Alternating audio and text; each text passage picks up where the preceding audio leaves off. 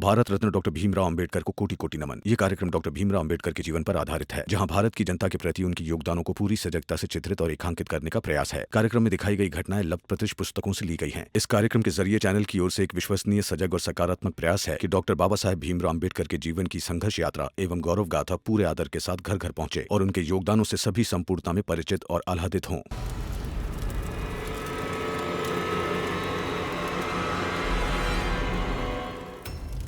रुक जाइए।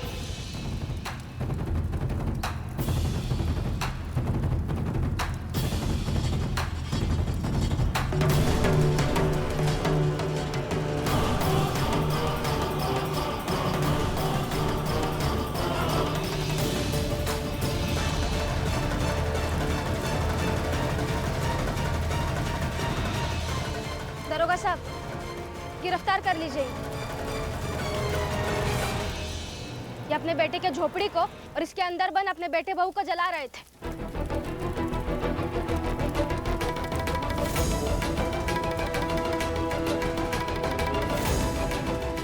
लो मेघना जी, भीम नहीं, रमा सही। इसलिए मैं हमेशा कहता हूं कि भीम का अधूरा काम रमा ही पूरा करती है।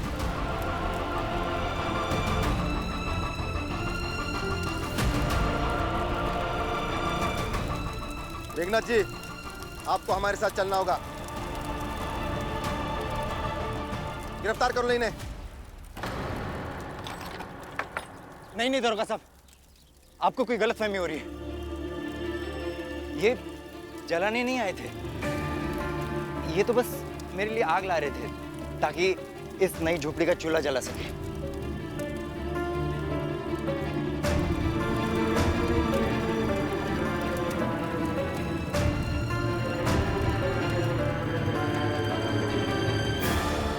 धन्यवाद बाबा।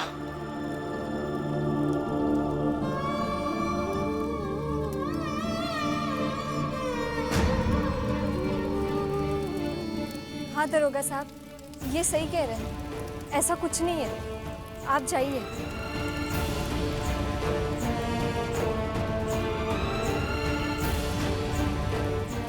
ठीक है।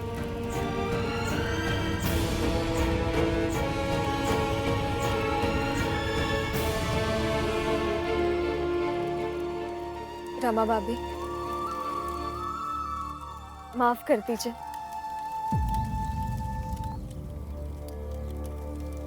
आपने हमें बचाया, मगर हम अभी बाबा के खिलाफ किसी भी तरह की कानूनी लड़ाई नहीं लड़ना चाहते।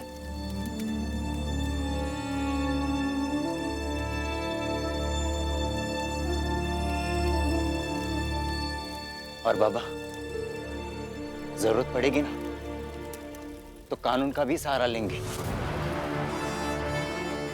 अगर अभी नहीं। लड़ाई आपके घर और आपके घर के सामने बनी इस झोपड़ी में रहने वाले लोगों के बीच,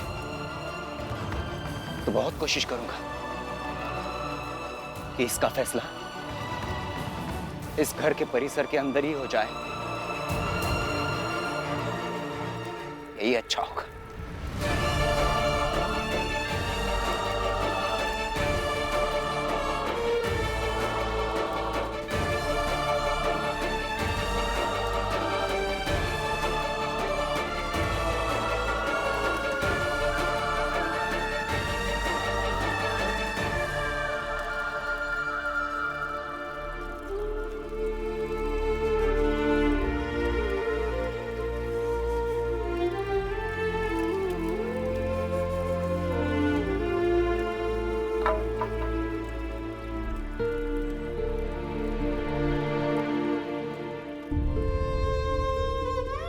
आप सबका बहुत बहुत धन्यवाद,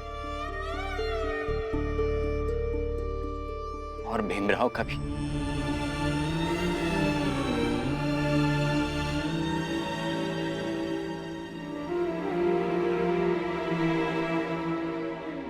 साहब, वो आप कुछ पैसे देने वाले थे। तुमसे एक काम नहीं हुआ। कहा था ना सबसे काम करवा लो, लेकिन वो भी नहीं हो पाया। मैंने कहा था लौट कर आऊंगा तो पैसे दूंगा, मगर अब पैसे नहीं दूंगा। आप समझने की कोशिश कीजिए। करुणा दीदी घर के मसले यहाँ निकाल रही है। तुम्हारे घर के मसले घर पे निपटाओ। तुम्हारे चक्कर में करुणा और रमा काम छोड़कर चली गई। कितना नुकसान हुआ है हमारा, एक पैसा नहीं देंगे। नहीं साहब, ऐसे मत कीजिए। मेरी आई की तबीयत खराब है, दे दीजिए ना पैसे। जाओ यहाँ से, कल आना। मेरा दिमाग खराब हो गया है। साहब मैं हाथ जोड़ती हूँ, साहब मैं आपके पैर पड़ती हूँ। है छूना नहीं।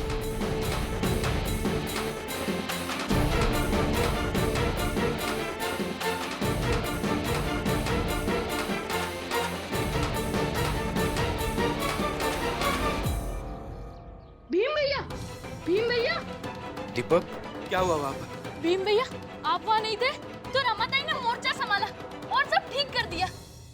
रमा? रमा, रमा क्या किया तुमने?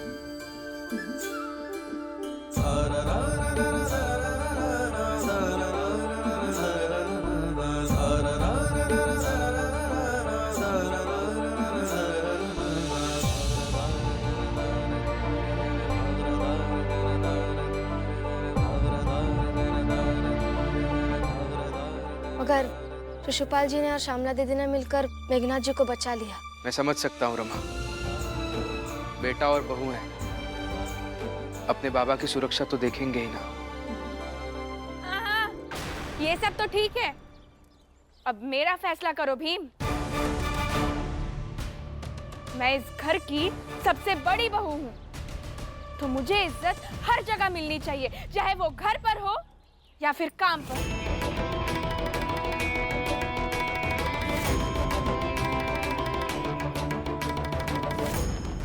लेकिन अब बड़े होने जैसा व्यवहार कहाँ करती है? मुझे नहीं पता भीम, लेकिन रमा और लक्ष्मी दोनों को मुझसे माफी मांगनी होगी, तभी ये मामला खत्म होगा। नहीं मांगेंगे हम माफी।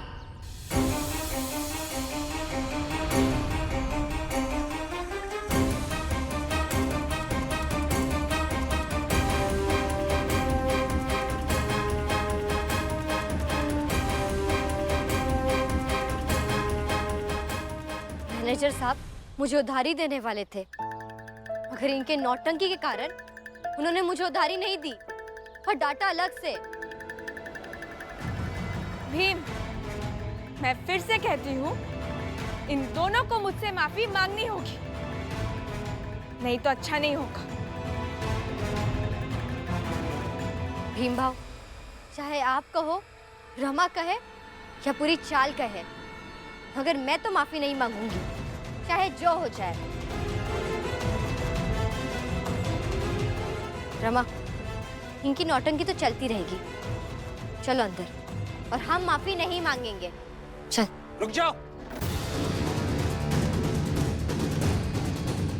चाहे तुम दोनों को ये लगे या ना लगे कि करुणा को चोट तुम लोगों की वजह से लगी, लेकिन फिर भी तुम दोनों इससे छोटी हो और तुम्हारी माफी इसकी तकलीफ से बड़ी नहीं होनी चाहिए। तो चुपचाप माफी मांग लो और बात को खत्म करो।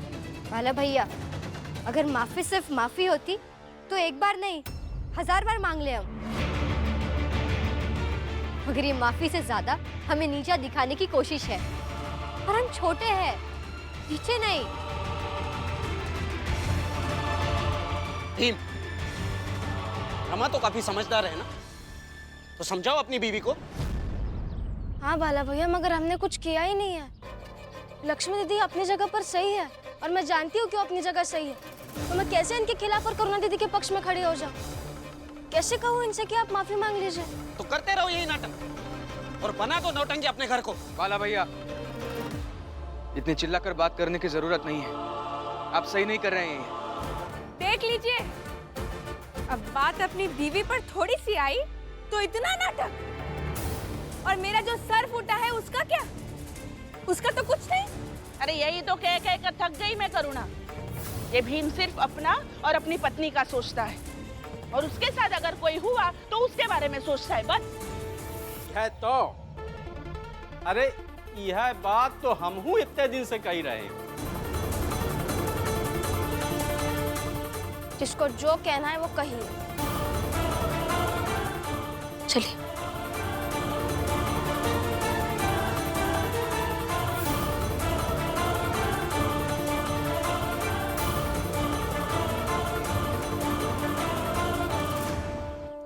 भीम, ये सही नहीं हुआ।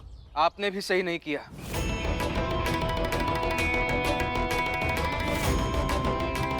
अब इस बात को कितना बढ़ाना है, कितना खींचना है, ये आपके ऊपर है। मैं भी यही चाहता हूं कि करुणा भाभी उन दोनों को माफ कर दे।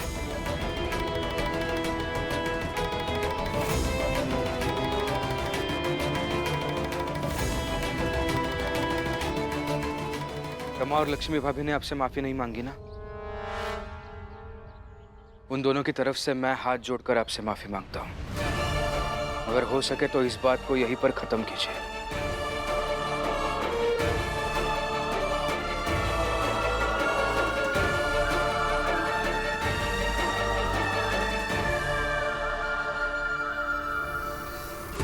बात यही नहीं खत्म होगी। अब देखो ये बात कितनी बढ़ जाती है और कैसे एक बात से तुम सब बिखर जाओगे। दीदी मत रोइए, बहुत रो लिया। रमा, बहुत ही तो नहीं होता है ना। हम करुणा दीदी के लिए क्या कुछ नहीं करते, हमेशा अच्छा सोचते, मगर वो हमेशा ऐसे ही करती है। बात बात पर हमसे चिढ़ती है, हमें नीचा दिखाने लगती है। हाँ दीदी, और उम्मीदों का टूटना बहुत बुरा होता है, और सबसे ज्यादा तब जब उम्मीदें रिश्तों की डोर में बंधी हो। और भाभी,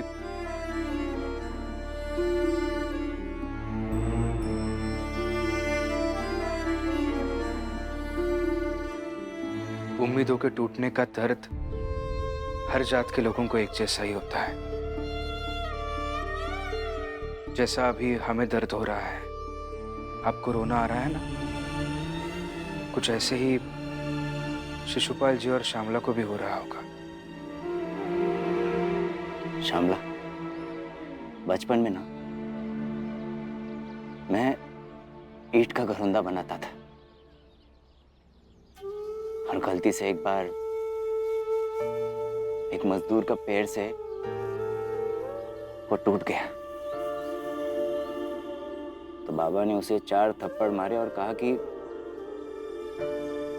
मेरे बेटे का घरौंदा तोड़ रहा है। राज, मशाल लेकर घर चलाने आ गए।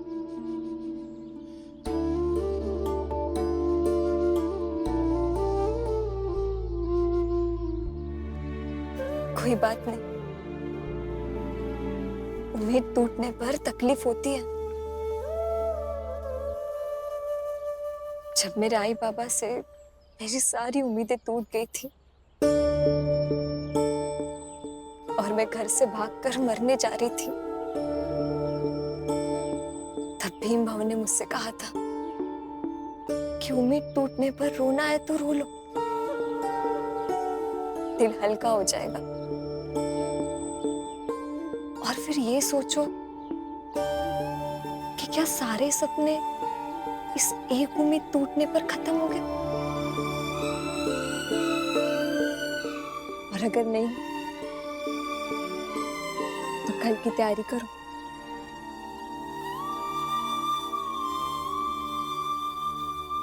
उम्मीदों के टूटने की वजह से आप अभी चाहे जितना रो लीजिए भाभी, मगर एक बात याद रखिए, कुछ उम्मीदों के टूटने की वजह से जीवन के सारे सपने खत्म नहीं हो जाते। अभी रो लीजिए, लेकिन आंसू पोंछकर आगे बढ़िए कल की तैयारी में। चलिए हम खाना बनाते हैं।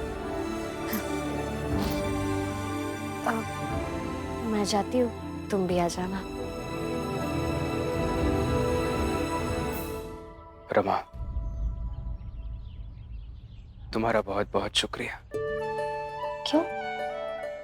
मेरे वहां से चले जाने के बाद तुमने जाकर मेरी लड़ाई लड़ी।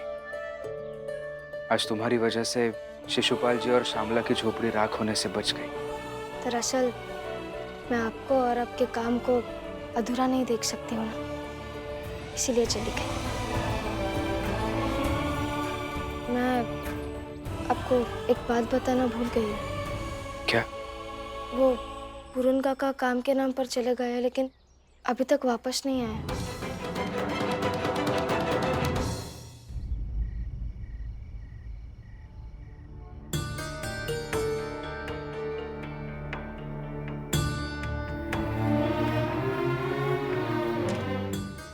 यहाँ आजा, ये सब छोड़। आजा आजा आजा। हुआ क्या है? यहाँ बैठ, बैठ और ये मिठाई खा। खा ले खा ले खा ले खा ले खा ले। ले। आज सुने बहुत बढ़िया काम किया है करुणा। अब ऐसे ही हर छोटे और बड़े मौकों को अपने फायदे और उनके लिए मुश्किलें पैदा करने में इस्तेमाल कर। हाँ आई, वही छोड़ूंगी नहीं। अब मैं सबको औकात दिखाऊंगी। खा ले, खत्म कर। हाँ? खा ले खा ले।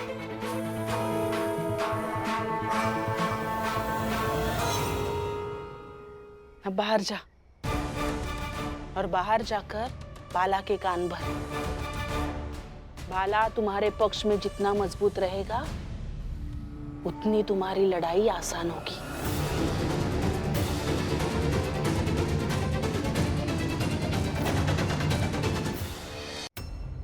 जा।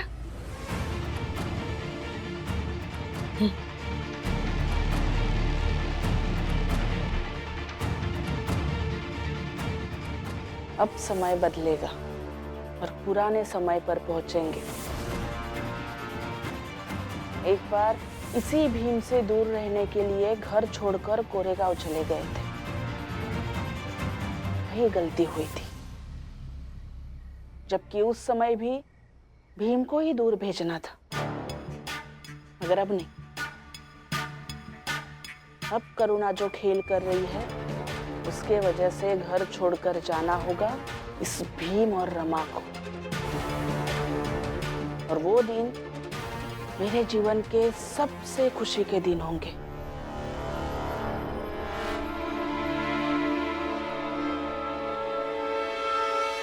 लीजा भाई, यहाँ बैठकर क्या कर रही थी?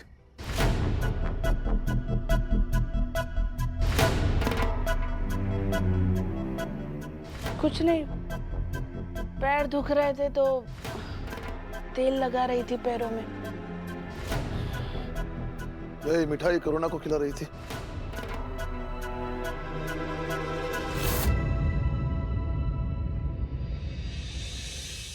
तो पता चल गया आपको।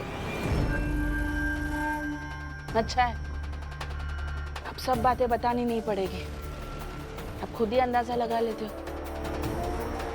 अंदाजा नहीं, भरोसा। जीजाबाई, अगर तुम अपने जख्मों का मरहम ढूंढने में जीवन बिताती ना तो ये जीवन सुधर गया होता। इसलिए तुम अपने दर्द कर रहे पैरों में तेल लगा रही हो। ये बात कुछ हजम नहीं होती।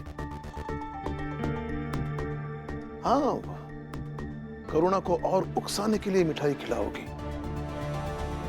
ये हो सकता है। और 2 मिठाई है, लाऊं? नहीं, जरूरत नहीं। घर का एक व्यक्ति पूरन घर से कहीं दूर चला जाता है, पता नहीं वो कहाँ है, कैसा है,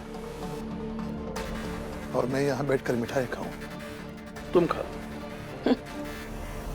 अब आपके नसीब में मिठाई खाना है ही नहीं तो हम क्या करें? मैं खाऊंगी।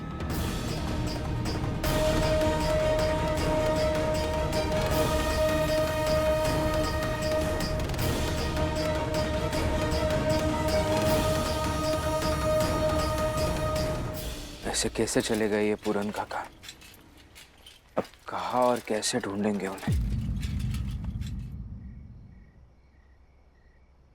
भीम भैया, आईने बना कर दिया था, और हमने खिड़की से आपको बैठे देखा तो आ गए लेकर। धन्यवाद दीपक। वाह, का किस्मत है। मुफ्त के रोटी, कबू भीम का, कबू पूरन का। वाह।